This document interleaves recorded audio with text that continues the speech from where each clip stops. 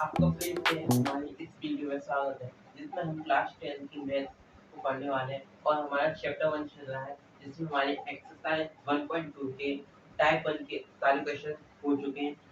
तो आज हम एक्सरसाइज 1.2 के टाइप सेकंड के ऑल क्वेश्चन करने की कोशिश करेंगे। तो चलिए वीडियो को स्टार्ट करते हैं। वीडियो को स्टार्ट करने से पहले मेरी आपसे गुजारिश है कि आप इस वीडियो को लाइक कीजिए, अपने दोस्तों के साथ शेयर कीजिए एंड मेरे चैनल को सब्सक्राइब कीजिए। तो चलिए वीडियो को स्टार्ट करते हैं। तो हमने कल तक जो भी हमारे टाइप 1 के क्वेश्चन थे उनको तो फिनिश कर लिया था, समाप्त कर लिया था। तो आज हम टाइप सेकंड के क्वेश्चन को करेंगे। तो चलिए उसी में से हमारा एक क्वेश्चन है टाइप सेकंड में से कि दर्शाइए कि 5 minus root three 5 minus root three एक अपरिमेय संख्या है। हमें ये दर्शाना है, मतलब सिद्ध करना है कि 5 माइनस रूट थ्री एक अपरिमेय संख्या है। तो इसे हल करते हैं। तो यहाँ पे लेंगे हल। अब कल की तरह ही इसको हल करेंगे। अब हम ये भी मानेंगे माना, यहाँ पे लिखेंगे माना 5 माइनस रूट थ्री एक परिमेय संख्या है।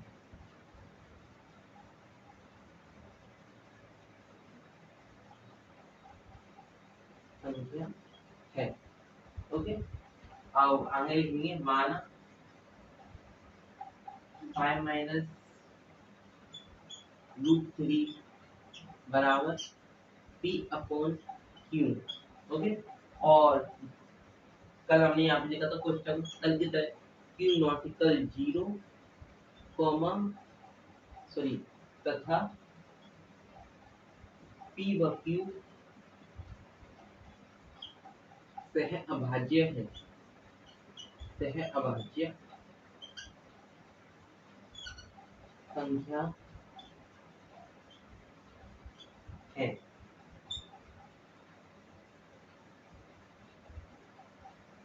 तो हमने अभी तक इस क्वेश्चन में कुछ नया नहीं किया। हमने जो कल सीखा था बस उसी को अप्लाई किया। मैंने कल कहा था कि अगर आपको आ जाए कि सिद्ध करना है कि एक अपरिमेय संख्या को, तो हम उसका उल्टा मान लेंगे कि माना 5 माइनस रूट थ्री एक परिमेय संख्या है और फिर लिखेंगे माइनस माना 5 माइनस रूट थ्री बराबर पी अपॉन क्यू एक परिमित संख्या के रूप में। और कोष्टक में लिखते हैं कि नॉटिकल 0 तथा पी व क्यू सहभाज्य संख्या है। आगे ऐसे हल करते हैं। तो इसे कल की तरह हल करेंगे। तो ये हो जाएगा, ये हमारा पी अपॉन क्यू इधर भी साइड आ जाएगा और minus root three right hand side चला जाएगा। तो ऐसे हो जाएगा 5 plus sorry 5 minus p upon q बराबर रूट थ्री, क्योंकि पी अपॉन क्यू प्लस का है तो इधर आएगा तो माइनस हो जाएगा और minus root three sorry root three minus का है इधर जाएगा तो ये प्लस का हो जाएगा, ठीक है। अब आगे ऐसे हल करते हैं। ऐसे पी इसको भिन्न की तरह हल करेंगे। तो इसके नीचे हम एक मान लेंगे, इसके मिलेंगे तो क्यू आएगा और 5q इसका कैची की तरह गुणा कर देंगे 5q और इसका ऊपर तो 5q माइनस p आ जाएगा हमारा बराबर रूट थ्री। हम जैसे भिन्न को हल करते हैं वैसे हमें इसे हल करना है। मुझे उम्मीद है कि आपको यहाँ तक समझ में आया होगा। आपको भिन्न तो आती ही होगी। अब चलिए हम इसको हल करते हैं। तो 5q minus p 5q minus p upon q root three बराबर रूट थ्री। तो चूंकि हम यहाँ पे लेंगे चूंकि p व q पूर्णांक है, कल की तरह लिखेंगे चूंकि p व q पूर्णांक है। अब आगे लिखेंगे इसलिए 5q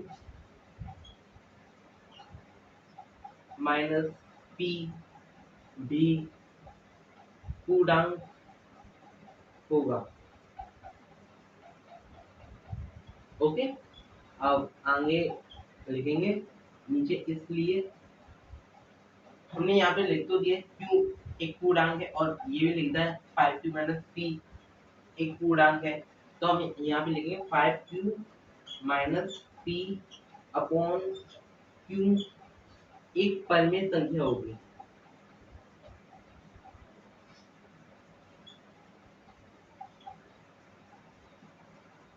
परिमेय संख्या होगी क्योंकि अगर ऊपर अंश भी पूर्णांक है और हर भी पूर्णांक है तो वो एक परिमेय संख्या होगी, ये मैंने आपको कल बताया था। तो इसलिए हमने इसे 5q minus P upon Q को एक परिमेय संख्या मान लिया। अब आगे लिखेंगे इसलिए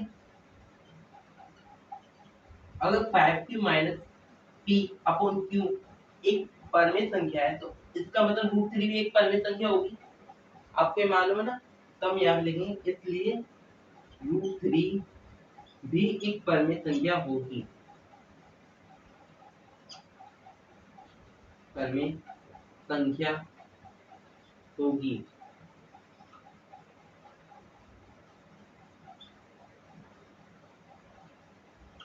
ओके, आपको यहाँ तक समझ में आया होगा हमने क्या किया। अब इसे मैं दोबारा से रिपीट कर देता हूँ। तो हमने इसमें क्या किया कि हमने कल किया था कि जैसे कि सिद्ध करने वाले क्वेश्चन आते हैं तो उसमें हम ये मान लेते हैं कि अपरिमेय संख्या है तो उसको परिमेय संख्या मान लेते हैं। तो हमने माना 5 माइनस √3 एक परिमेय संख्या है, फिर लिखा माना 5 माइनस √3 बराबर p upon q, p upon q एक परिमेय संख्या है। और ये क्वेश्चन में लिखा p अगर कोई परिमेय संख्या होगी तो q नॉट इक्वल 0 होगा। जो q है ना ये 0 के बराबर नहीं होगा, मतलब p व q सहभाज्य संख्या होंगी। सहभाज्य संख्या मैंने आपको कल बता दिया था कि सहभाज्य संख्या क्या होती है।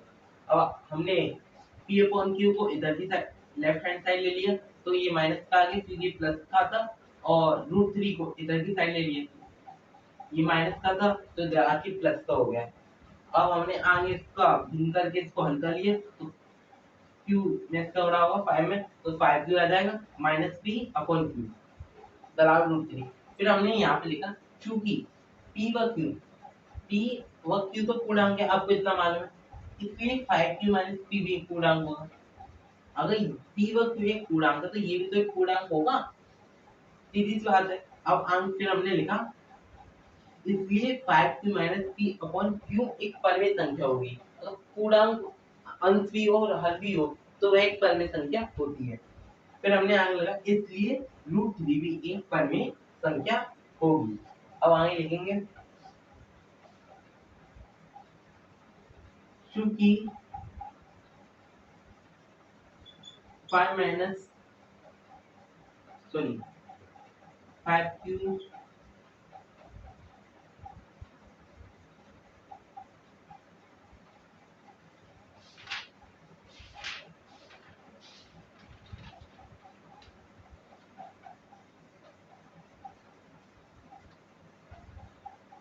अब आगे लिखेंगे परंतु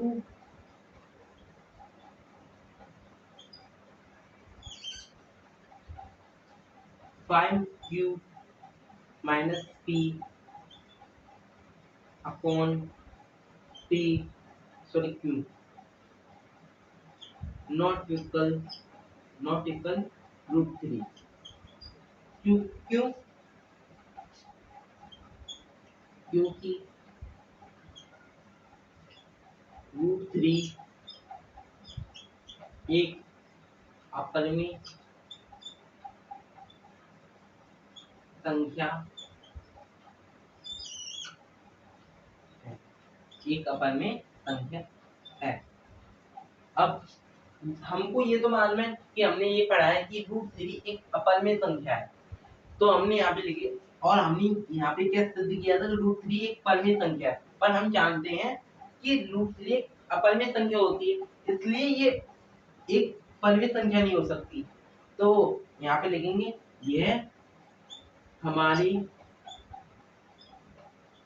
कथन का जो हमने ऊपर लिखा था 5q मैंने √3 एक परिमेय संख्या का विरोधाभास है, विरोधाभास है। ओके, अब हमारे कथन का पूर्वाभास है। अब हम यहाँ पे लिखेंगे अतः हमारी पूर्व कल्पना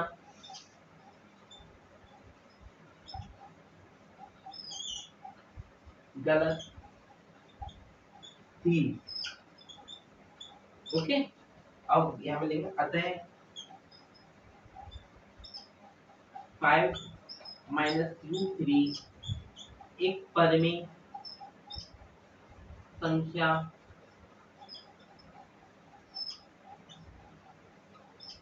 नहीं है। अतः 5 माइनस रूट 3 एक अपरिमेय संख्या है।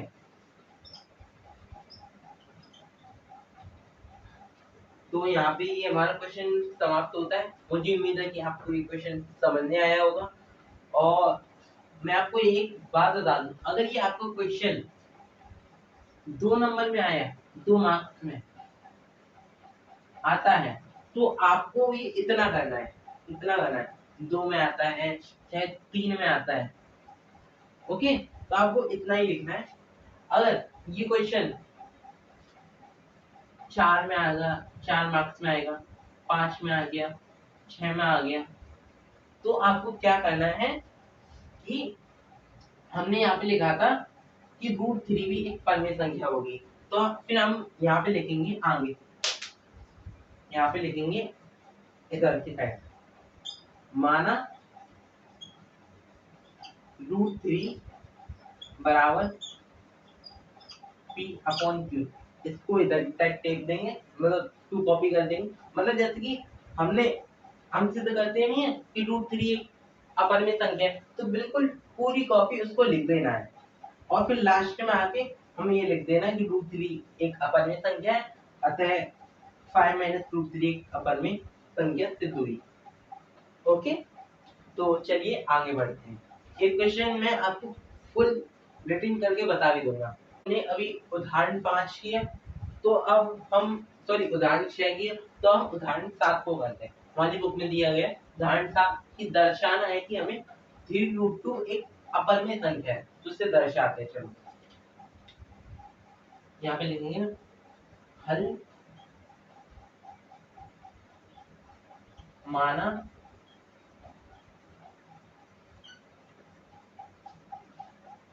3√2 बिल्कुल पिछले वाले की तरह एक परिमेय संख्या है, परिमेय संख्या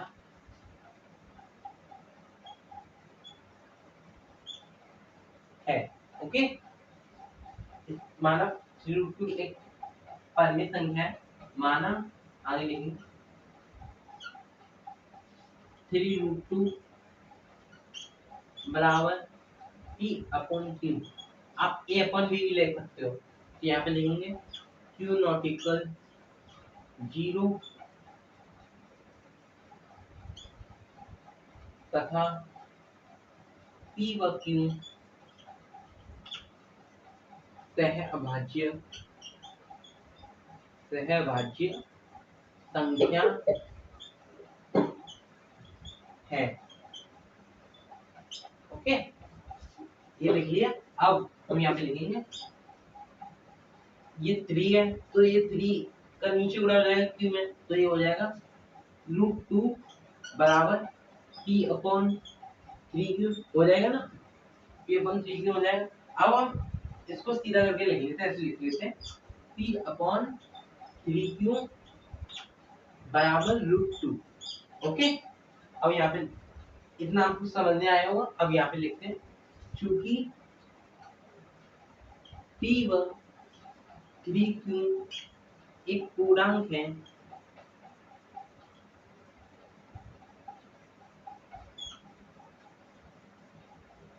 इसलिए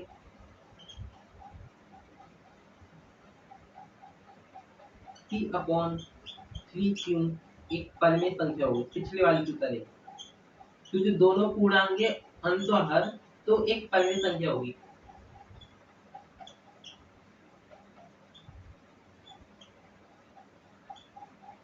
अब यहीं पे लिखेंगे इसलिए √2 एक परिमित संख्या है, क्योंकि ये परिमित संख्या है तो ये भी एक परिमित संख्या होगी। इतना तो हम जानते हैं परिमित संख्या होगी।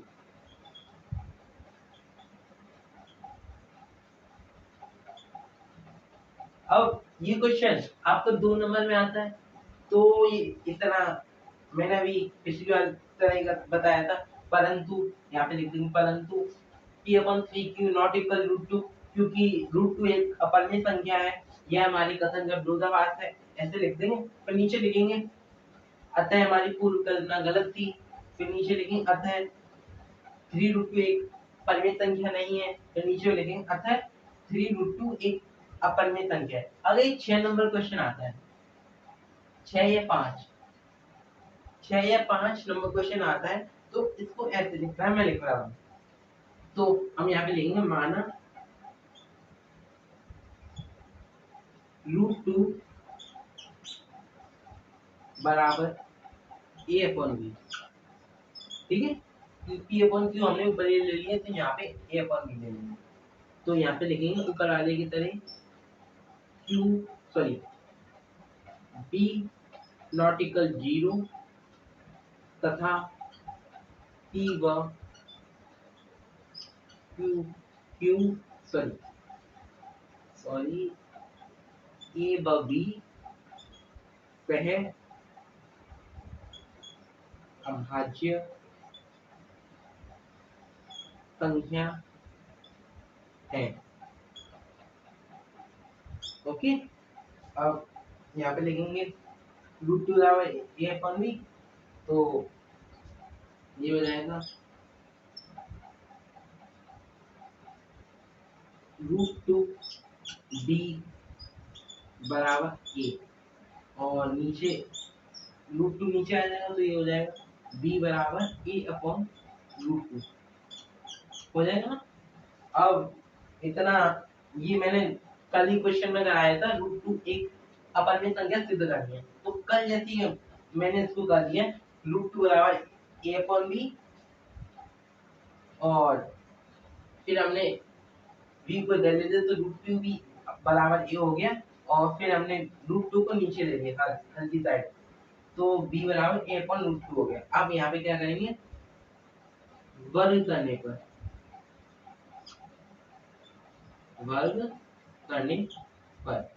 यहाँ पे लिखेंगे वर्ग करने पर, तो यहाँ पे हो जाएगा b², मैं डायरेक्ट कर देता हूँ वर्ग a²/2 हो जाएगा ना, क्योंकि b का होल स्क्वायर अपन बराबर a/√2 का होल स्क्वायर, तो b² हो जाएगा, और ये a का होल स्क्वायर a² हो जाएगा, √2 से रूट कट जाएगा, तो 2 आ जाएगा हमारा। अब नीचे लिखेंगे क्योंकि b एक पूर्णांक है, क्योंकि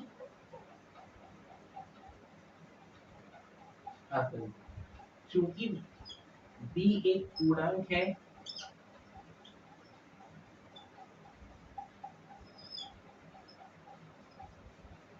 मैं इसको डायरेक्टली लिख देता हूँ। मैंने ये बताया था आपको कि कल अगर ये एक पूर्णांक है और ये भी एक पूर्णांक है, तो 2a² विभाजित करेगा, तो मैं यहाँ पे लिख देता हूँ क्योंकि 2 क्योंकि 2a² को विभाजित करता है,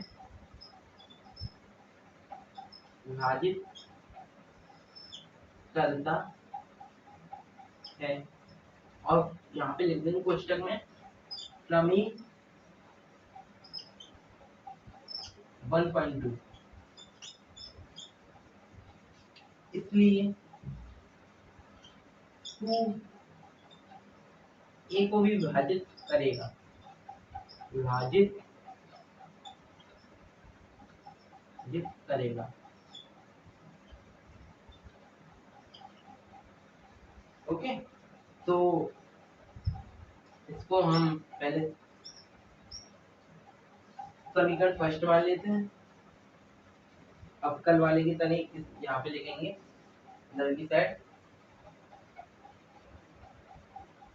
ए अपॉन, सॉरी ऊपर से लिख देता हूँ, एक पेज में आ जाए, ए अपॉन टू बराबर, ए अपॉन टू बराबर K1। K1 क्या है? पूर्णांक। K1 एक पूर्णांक है, पूर्णांक है। ओके, K1 एक पूर्णांक है, माना, माना यहाँ पे लिखो माना A.2 बराबर K1। अब ये 2K1 की साइड चला जाएगा तो A बराबर 2K1 हो जाएगा। अब इसको समीकरण सेकंड मान लेंगे हम। ओके, अब आप ऐसा करो, गलती हो गई मुझसे, आप इसको समीकरण फर्स्ट मान लो और इसको समीकरण सेकंड मान लो और इसको समीकरण थर्ड मान लो। ओके, अब समीकरण थर्ड से कल की तरह समीकरण थर्ड से ए का मान समीकरण सेकंड में, ए का मान समीकरण सेकंड में रखने पर, रखने पर, तो यहाँ पे क्या हो जाएगा, इसको लाइन दे देते हैं,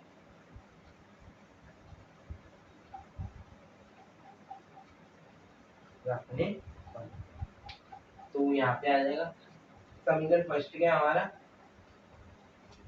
की होती है, हमारा समीकरण सेकंड तो ये है ना, समीकरण सेकंड, तो यहाँ पे आ जाएगा 20 का, तो 20 का रहेगा और ए की जगह क्या होगा 2K1 का होल स्क्वायर अपॉन 2 और 20 का इधर लिख देते हैं, 20 का सब 20 का रहेगा और 4K1 स्क्वायर हो जाएगा, 2 से 4 कटेगा 2 1, तो इधर आ जाएगा 20 का बराबर 2K1 स्क्वायर। अब इसको ऐसे लिख सकते हैं हम,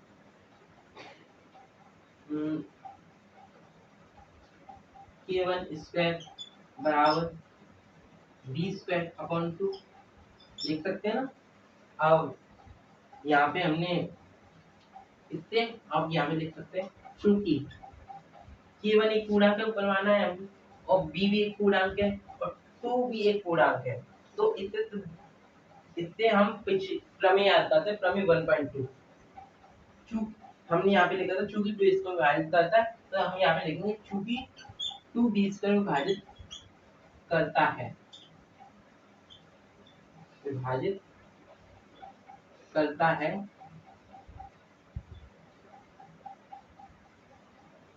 अगर आप इसे फुल लिखना चाहो तो कल की तरह लिख सकते हो, मैं इसको अभी डायरेक्ट कर दे रहा हूँ, इसलिए 2 भी B को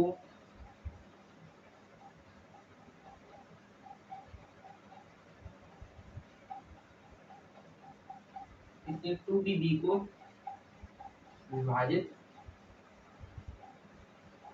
इधर आएगा 2 B को भी विभाजित करेगा। ओके, अब इतना हो गया हमारा क्वेश्चन। अब हम इसको कल की तरह लिखते हैं, माना द्वारा से ऊपर इधर B अपॉन 2, B अपॉन 2 बराबर K2। K2 क्या है? पूर्णांक, K2 पूर्णांक है।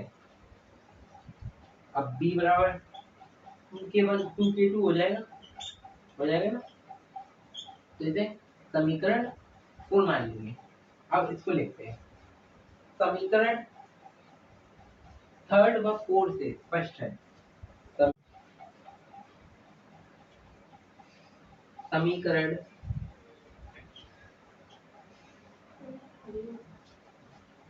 थर्ड व ओर से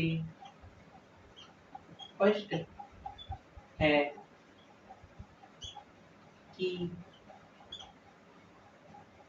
2a व b का एक उभयनिष्ठ, उभयनिष्ठ मतलब कॉमन, कल मैंने इसे अच्छी तरीके से समझाया पार्ट 3 में, इस वीडियो में जब मैंने रूट टू एक अपर में संख्या सिद्ध की थी, गुणनखंड है।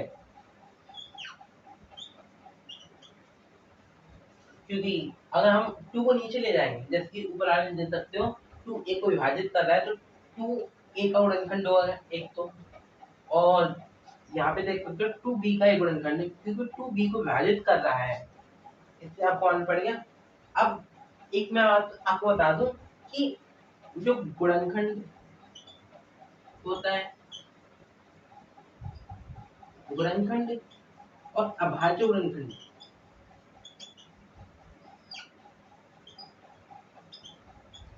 इन दोनों में फर्क है। अब कैसा फर्क है अभी जान लेते हैं। जैसे कि अभाज्य गुणनखंड, जैसे कि हमने जो मान ली 9 तो 9 के अभाज्य गुणनखंड अलग होंगे और 9 के गुणनखंड अलग होंगे। तो 9 के अभाज्य गुणनखंड कैसे करते हैं, तो 9 को 3 से जाएगा 3 बार, 3 से 1 बार, ऐसे हो जाएंगे। तो इसके अभाज्य गुणनखंड तो 3 की पावर 2 हो जाएंगे। लेकिन जो गुणनखंड होंगे, गुणनखंड का मतलब होता है कि जो 9 है ना वो किस किस के पहाड़े से विभाजित हो रहा है। जैसे कि 9 एक तो 3 के पहाड़े, एक के पहाड़े से विभाजित हो रहा है और दूसरा 3 के पहाड़े से, और फिर और कोई पहाड़ा देखेंगे तो और किसी से विभाजित नहीं हो रहा, लास्ट 9 को छोड़ के। तो 1,3,9 इसके गुणनखंड हुए। ऐसी हम एक और संख्या लेते हैं, एक और संख्या लेते हैं। हमने चलो लिया, अब लिया 64, 64 को लिया तो 64 के अभाज्य गुणनखंड करते हैं। 64 के अभाज्य गुणनखंड, ये अभाज्य गुणनखंड है 32वां, 2 से 16वां, 2 से 8वां, 2 से 4 बार, 2 से 2 बार, 2 से 1 बार। ओके, अब 1 2 3 4 5 6, तो 2 की पावर 6, ये तो इसके अभाज्य गुणनखंड हुए। लेकिन 64 के गुणनखंड के हो गए। अब ये देखते हैं, तो 64 एक तो 1 से विभाजित होता है, 2 से विभाजित होता है। अब 3 से विभाजित करके देखते हैं, 3 से विभाजित नहीं हो रहा। अब 4 से देखते हैं, तो 4 से विभाजित होता है, 5 से नहीं होता, 6 से नहीं होता, 7 से भी नहीं होता, 8 से होता है, 9 से भी नहीं होता, 10 से भी नहीं होता, 11 से भी नहीं होता, 12 से भी नहीं होता, 13 से भी नहीं होता, 14 से भी नहीं होता, और 15 से भी नहीं होता, 16 से होता है। ओके, अब 16 के बाद किससे विभाजित हुआ है, ये सीधा 32 से होगा, 32 से, और लास्ट 64, ये इसके गुणनखंड हुए। और जो 2 की पावर 8 है, 6 है, ये इसके अभाज्य गुणनखंड हुए। मुझे उम्मीद है कि आपको गुणनखंड और अभाज्य गुणनखंड में अंतर समझने आया होगा। तो चलो पहले इसको लपटा देते हैं, तब हम इसका अंक लिखेंगे इसी स्पेस में। तो मेरे पास तो स्पेस कम है, तो मैंने जो यहाँ पे लिखा था, पहले यहाँ पे लिख दे, अतः यह हमारे कथन का विरोधाभास है। क्या विरोधाभास है, कि हमने यहाँ पे लिखा था कि ये वह भी सहवाच्य है, मतलब उनका एचसीएफ एक आएगा, और यहाँ पे देखने को मिल रहा है कि इनका एचसीएफ 2 भी आ रहा है। अतः यह हमारे कथन का विरोधाभास, ऐसे वही हमारे कथन का विरोधाभास, विरोधाभास है। अब मैं यहाँ पे ये नहीं लिख रहा कि हमारी पूर्व कल्पना गलत थी है, अतः √2 एक पन्नी संख्या नहीं है, अतः √2 एक पन्नी, मैं यहाँ पे डायरेक्ट लिख देता हूँ, अतः √2 एक अपरिमेय संख्या है, अपरिमेय संख्या है। ओके, अब आगे आगे लिखेंगे अतः रूट टू एक अपरिमेय संख्या, यहाँ तक हमारा हो गया। तो हम तभी परंतु यहाँ पे लिखेंगे परंतु हमने ये तो सिद्ध कर दिया कि रूट टू एक अपरिमेय संख्या, हमने यहाँ पे लिखा था रूट टू एक परिमेय संख्या है, हमने ये तो सिद्ध कर दिया। अब यहाँ पे रूट टू एक अपरिमेय संख्या, अब इसको सिद्ध करना है कि थ्री रूट टू है ना जो, वो हमारा एक अपरिमेय संख्या है। इसको कैसे सिद्ध करेंगे, परंतु जो हमने समीकरण फर्स्ट लिया था, समीकरण फर्स्ट से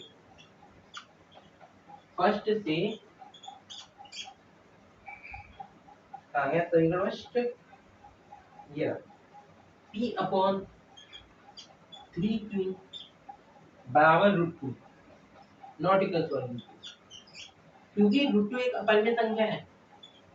अभी हमने ऊपर लिखा है रूट टू एक अपरिमेय संख्या है,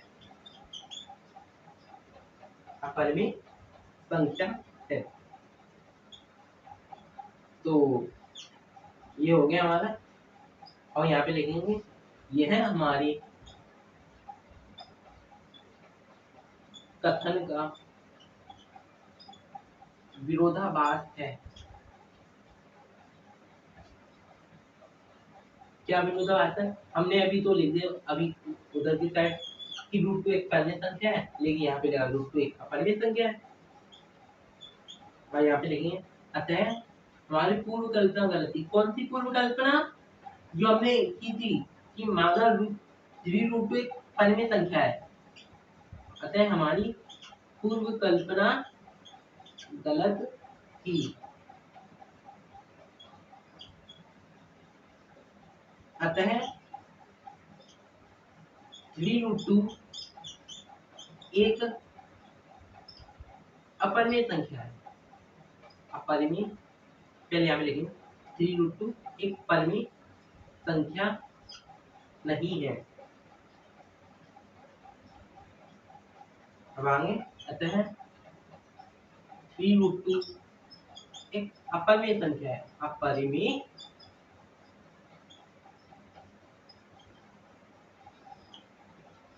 संख्या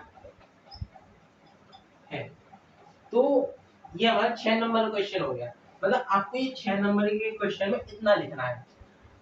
मैंने देखो यहाँ पे एक तो लिखा नहीं है थोड़ा, मैंने यहाँ पे तीन लिख दिए डायरेक्ट, क्योंकि टू इसको विभाजित करता है, इससे टू ए को विभाजित करें, आप पूरा लिख सकते हो यहाँ पे। और यहाँ पे भी मैंने डायरेक्ट लिखा टू बी को विभाजित करता है, टू बी को विभाजित करेगा। और यहाँ पे मैंने 3 लाइन छोड़ी है, हमने यहाँ पे ये नहीं लिखा अतः हमारी पूर्व कल्पना गलत थी और अतः रूट एक परिमेय संख्या नहीं है, बल्कि 2 लाइनें लिखी और यहाँ पे नहीं लिखी। बस वरना हमारा पूरा क्वेश्चन हो गया। अगर आप चाहे तो इतना भी क्वेश्चन हल करके आ सकते हो, इसमें कोई नंबर कटने नहीं वाला आपका। तो ये क्वेश्चन हमारा फिनिश हुआ। हमारी बुक में प्रश्नावली 1.2 में सेकंड क्वेश्चन है, अब उससे हल करते हैं। और आपके लिए होमवर्क में आपके लिए एक तो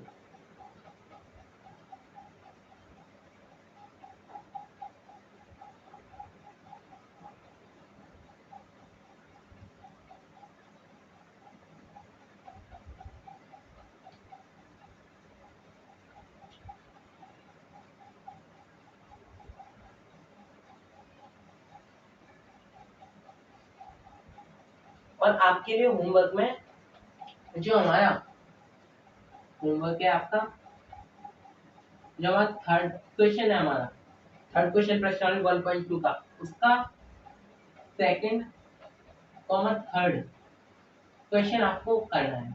ओके, आपको होमवर्क में करना है। तो अब चलिए नेक्स्ट क्वेश्चन की ओर बढ़ते, दूसरे क्वेश्चन की ओर बढ़ते हैं। तो दूसरा क्वेश्चन हमारा दिया रखा है कि सिद्ध करना है कि 3 + 2 √5 एक अपरिमेय संख्या है। तो इसे सिद्ध कैसे करेंगे, तो जैसे कि हमने इसे सिद्ध में 2 नंबर के क्वेश्चन के हिसाब से करेंगे। ओके, आप 6 नंबर क्वेश्चन के हिसाब से, वैसे मुश्किल ही आता है 6 नंबर क्वेश्चन के हिसाब से, वैसे ये 2 नंबर में ज्यादातर पूछा जाता है। तो आप इसे 2 नंबर क्वेश्चन के हिसाब से करिए। और आपको 6 नंबर में भी आगे, क्योंकि मैंने वो तो बता दिया कैसे हल करना है, तो आप उसे कर सकते हो। तो हम यहाँ पे लिखेंगे हल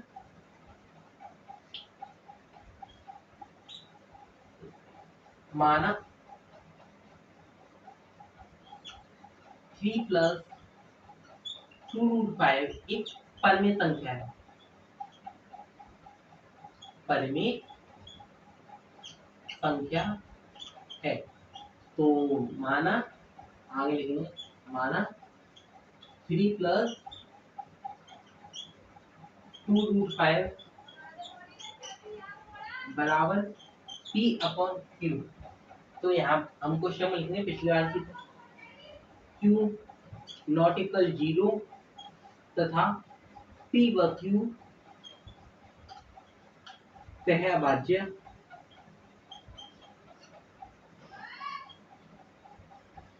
संख्या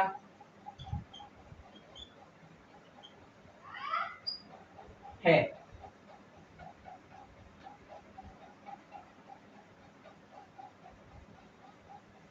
सहअभाज्य संख्या है। अब आगे लिखेंगे 3 प्लस 2√5 बराबर P अपॉन Q। तो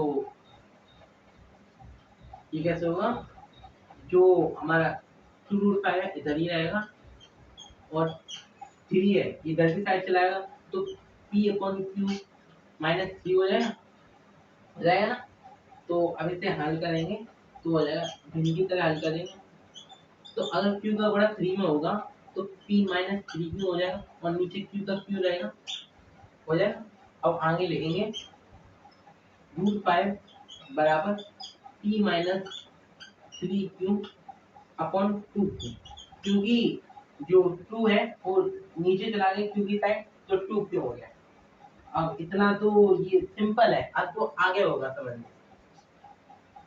तो आपको समझने नहीं है, आपका जो बेसिक नॉलेज है वो आपकी बहुत कमजोर है। तो चूंकि अब लिखेंगे चूंकि P व Q पूर्णांक है,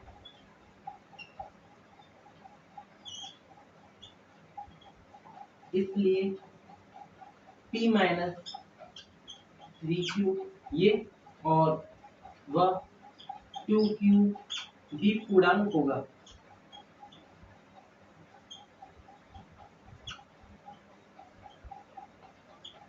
ओके, अब आगे लिखेंगे क्योंकि अंश और हर पूर्णांक है तो ये एक परिमेय संख्या होगी, इसलिए P minus 3Q upon 2Q एक परिमेय संख्या होगी।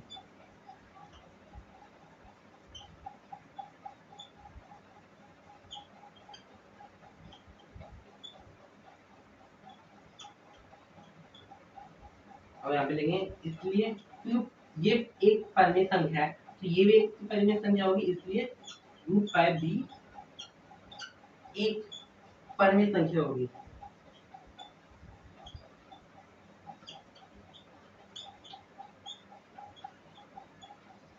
और ये हमारा समीकरण फर्स्ट है, इसको आप लिखना ना भूलें, क्योंकि आगे आप लिखेंगे ऐसे तो आपको ऐसे लिखना, परंतु समीकरण फर्स्ट से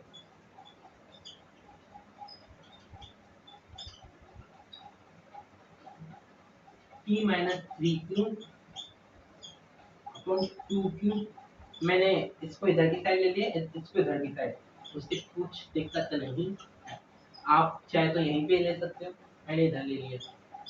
नॉट इक्वल बराबर √5, क्योंकि हमने सिद्ध किया था कल √5 एक परिमेय संख्या है, क्योंकि √5 एक अपरिमेय संख्या परिमेय संख्या है। ओके, इतना हो गया हमारा, तो हम यहाँ पे लिखेंगे अतः यह हमारे कथन का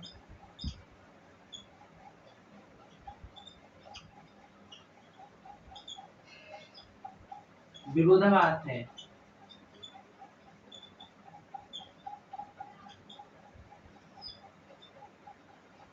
यहाँ पे लिखेंगे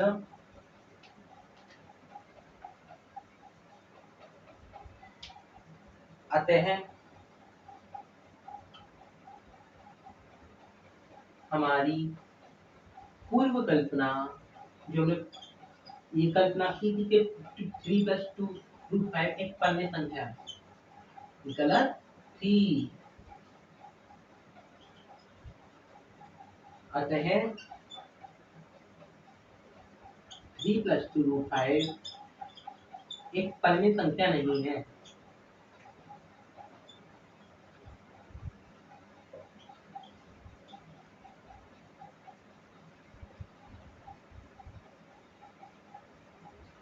हम यहाँ पे देंगे अतः 3 + 2√5 एक अपरिमेय संख्या है। ओके, तो ये हमारा सेकंड क्वेश्चन यहीं पे समाप्त होता है। आज प्रश्नावली 1.2 में एक थर्ड नंबर का थर्ड का फर्स्ट क्वेश्चन है 1/√2 है ना। तो 1/√2 तो मैं इसे थोड़ा सा आइडिया दे देता हूँ कैसे करना है। तो इसी की तरह करना है, बस कैसे करना है ये आप मान लेंगे। माना 1/√2 एक परिमित संख्या है, 1/√2 बराबर p/q ये लिख लेंगे ऐसा कैसा। तो ऐसा हो जाएगा 1/√2 बराबर p/q। तो ये ऐसा हो जाएगा q/p बराबर √2। अब यहाँ पे लिख लेंगे क्योंकि p/q एक पूर्णांक है, इसलिए q/p एक परिमेय संख्या होगी, परिमेय संख्या। और ये परिमेय संख्या तो ये भी परिमेय संख्या होगी, इसलिए हम यहाँ पे लिखेंगे इसलिए √2 भी एक परिमेय संख्या होगी। फिर हम लिखेंगे ये समीकरण फर्स्ट हो जाएगा हमारा ऐसे। तो फिर हम लिखेंगे परंतु समीकरण फर्स्ट से q/p नॉट इक्वल √2 क्योंकि √2 एक परिमेय संख्या है। अतः ये हमारी कथन का विरोधाभास है। अतः हमारी पूर्व कल्पना गलत थी, जो हमने माना था कि माना 1/√2 एक परिमेय संख्या है। तो इसलिए 1/√2 एक परिमेय संख्या नहीं है, अतः 1/√2 एक अपरिमेय संख्या है। तो हमारी प्रश्नावली 1.2 यहीं पर समाप्त होती है। अगर आपको यहीं पर समाप्त होती है। अगर आपको इस प्रश्नावली में कोई भी दिक्कत हो तो आप कमेंट कर सकते हो और हमारा चैप्टर 1 भी यहीं पर फिनिश होता है। अगर आपको चैप्टर 1 में कहीं से भी दिक्कत हो तो भी आप कमेंट कर सकते हो। तो लास्ट के लिए मैं आपसे इतना कहना चाहूंगा, अगर आपको ये वीडियो पसंद आती है तो आप इसे लाइक कीजिए, अपने दोस्तों के साथ शेयर कीजिए एंड मेरे चैनल को सब्सक्राइब कीजिए। तो मिलते हैं नेक्स्ट वीडियो में चैप्टर 2 के साथ।